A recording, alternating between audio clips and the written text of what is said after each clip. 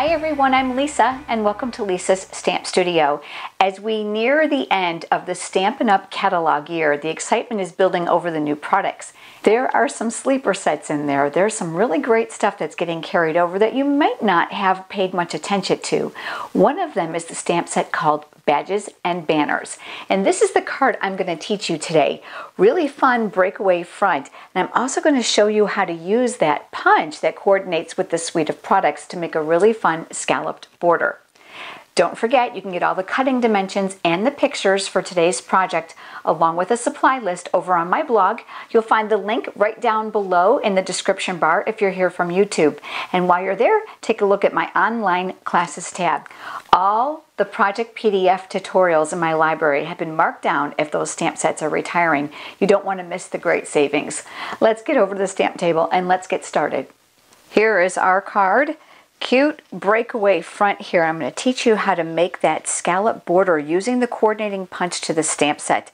I absolutely love that little birdcage image. It's so cute and so versatile for any type of card you might create. Let's get started. You're going to need a piece of Whisper White cardstock. I have all the cutting dimensions for today's project over on my blog. If you're here from YouTube, you'll find the address down in the link bar below to get there really easy. You're going to do some scoring with this. I've got my Stampin' Trimmer here, and we're going to score at 1 1/2. So this black bar across the top is going to keep your paper nice and straight. I absolutely love that. So I'm going to put that here, and I'm going to line up 1 1/2, and I'm going to score.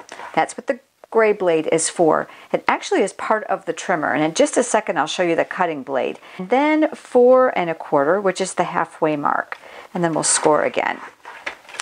So now we've got our score lines. This is the black blade that's part of the trimmer for cutting and the one for scoring. This is the one thing I totally love about the Stampin' Up! Trimmer is not only do you get both blades and you can keep them stored on here, love the ledge, love the mar-proof surface. You don't have to worry about this rubbing off, and love the clear cutting grid so you can actually measure small increments on both sides of this cutting plate. Got my cardstock here. We're going to go ahead and fold it on those score lines. So the half is here, but this score line here that we did at 1 1/2, we're actually going to fold that backwards. So I'm going to leave that here and then just use my bone folder for that nice crisp edge.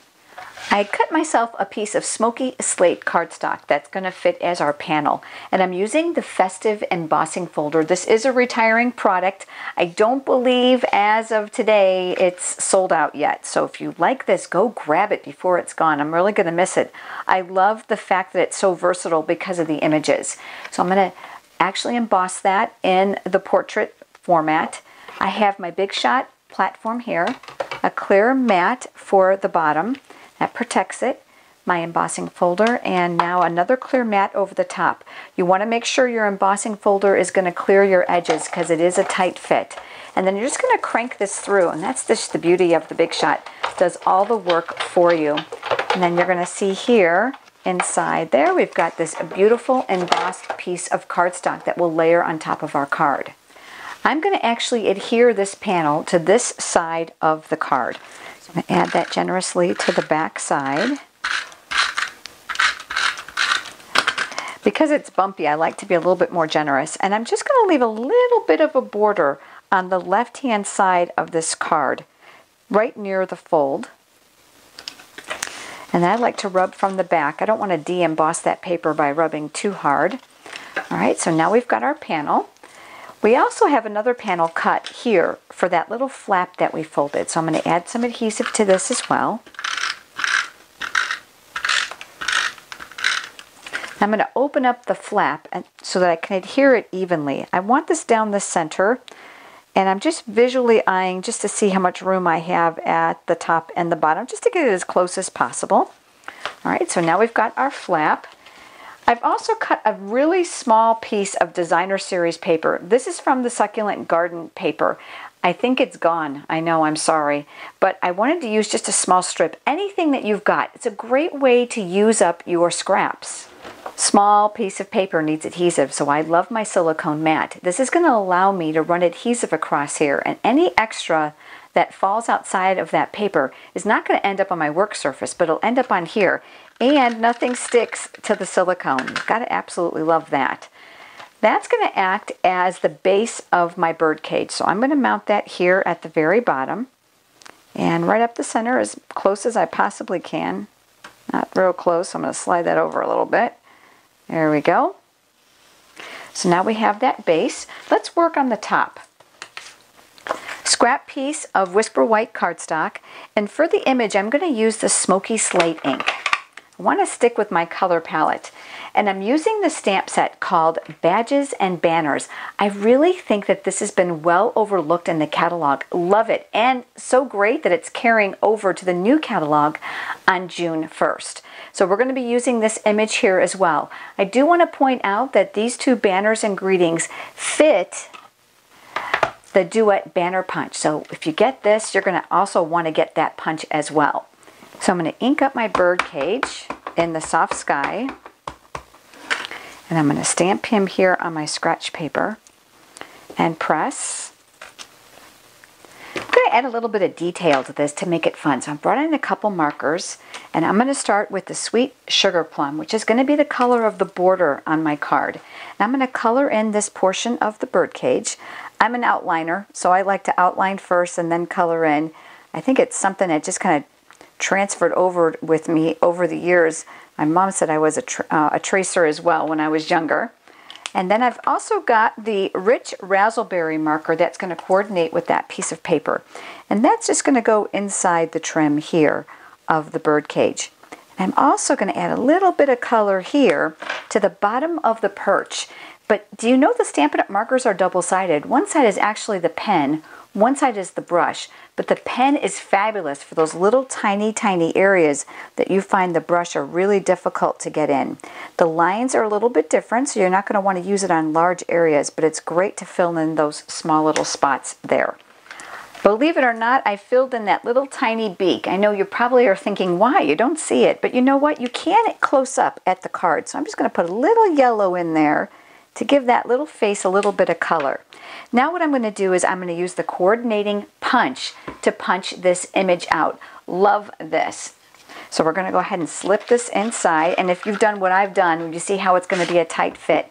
I'm going to get out my paper snips, and I'm going to cut some of this paper away so that my, my punch will fit. I'm going to slip that down inside, and I'm going to center it up the very best that I can.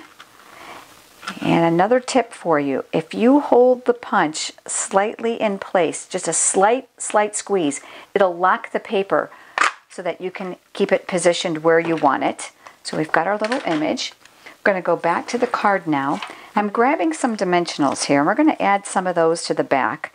I'm going to add one here and one here. I'm going to take those off the paper backing, off those dimensionals. And then I'm going to mount my bird cage here. You want to make sure you don't extend past the card so that it will fit inside the envelope. I love Wink of Stella. I'm a big fan of it. I love the sparkle. And you may not be able to appreciate it right now, but when the card is finished, you will. Before I do that, to make it easy for me, I'm going to mount this. So I'm going to add some dimensionals here as well. So I'm going to pull off a few. I'm going to put one here, and one here. That's going to hold that panel in place so that it doesn't flop on us. And then I'm just going to tuck it here. Okay, so now we've got the front. All right, here comes that Wink of Stella we talked about. I'm going to go over the lines on the bird cage. I know you're probably thinking you can't even see it, but you can if you were here. So I'm just going to go over those lines. I'm not even being neat about it. It's drying very quickly. And I'm just going to add some shimmer to those bars. It'll just bring out the image a little bit more. Let's talk about that border now. So now we're going to create the scallops. We're going to use the top portion of the punch to create it. So I'm going to begin right here on the edge of the cardstock. And I'm just going to determine how deep I want to go. I just need a little bit, and I'm going to punch. Now I'm going to move over, and I'm going to gauge that same amount of paper that I punched before. And I'm looking here. I'm looking to see where my paper ended. And I'm punching again, and then I'm going to put one more in here. Again, can you see the edge of the paper right here? That's what I'm lining up to the edge of the punch. Now the great thing about this is if it's not perfect, don't worry. We can manipulate that when we get it on the card. Now I'm going to flip this over so that I can actually do this side as well. Now I'm just working from the left versus the right. So I'm lining that up near the edge, and then I'm punching. Now if you get a few little hairs like I have here, just take your paper snips and give that a little bit of a trim. That'll clean that up. And then here on the edge, I'm just going to snip that little bit extra away. So here's our card. You can see that I always like to make my strip longer than I need. You're probably thinking why? Because if I have any raw ends that didn't turn out, I can manipulate this and then trim. And let me show you what I mean. So I'm actually going to attach this to the inside of the flap. So I'm going to add adhesive here. Nice long strip to make sure it's held in place. I'm going to find my card, and I'd like to hold horizontally. I have much better luck this way, getting it straight. And then you can determine the depth of your scallops and your flap here. So I'm just looking, and I'm going to place that here. I'm looking to see if it's fairly even. It is, and then I'm going to rub from the back. I'm actually going to use the front of my card as a guide. So I'm going to take my scissors, and I'm going to cut here. And I'm going to do the same thing on this side. Okay, so now we've got the card, but now we need the greeting, right? You may recognize this stamp set. It is on special right now with an exclusive 2-bundle offer. So you can have a choice between 2 different bundles, and it's called Eastern Beauty. If you haven't gotten your hands on it, it's not too late. You can purchase one of the 2. These bundles that are being offered right now during May are not going to be offered any other time, even in the new catalogs. You're going to want to grab them. There's some freebie products included as well. And here's the best part. Why buy them just by themselves? Today is the last day where you can get studio stamps in the mail that will include your choice of those 2 bundles, and you're going to be able to make 8 cards. I'll provide you all the pre-cut supplies, a video, and a PDF tutorial. But my greeting came from here. I'm using this little hello, which I've mounted here, photopolymer, which I love for words, because I don't know about you, words are hard to get straight, aren't they sometimes? So I'm using that same smoky slate ink. I'm going to ink that up. I like to check and make sure I don't have it on the outside edges, and that's going to go right down here at the bottom of my card. All right, I'm laughing. Do you guys see what I did? Oh, for crying out loud. Look, I forgot the tops of the L's. Has that happened to you? All right, let me show you how to fix it. It happens to all of us. Don't feel bad. This is the coordinating marker, and I'm going to use the pen side, and I'm simply going to sketch in that boo-boo. Oh, my heavens. Oh my heavens, this happens to all of us. The great thing about the stamp is that it's actually going to be really, really easy to do, simply because of the fact that part of the letters were there. But look, you know what? Whoever gets this is never going to know. So here's the card we created together, and here's the card I created before you joined me. I'm trying to hold this up to see if you can see that little shimmer that's on those birdcage bars. Just really, really pretty. While you're here, click on the information button that's top of the video. That will navigate you to my studio stamps in the mail on my blog, where you can see those 2 exclusive bundles and stamp with me from home with all the pre-cut supplies. Thanks so much for joining me, everyone. I look forward to seeing you next time. Have a great day.